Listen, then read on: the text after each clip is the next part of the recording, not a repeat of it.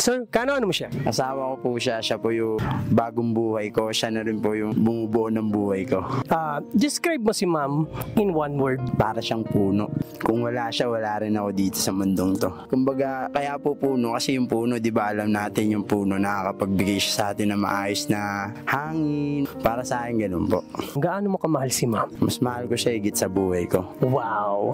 Anong kaya mong gawin para sa pamilya mo? Wala akong hindi gagawin para sa pamilya ko kasi sila yung mundo ko Sila yung kahulugan ng bakit masaya yung buhay.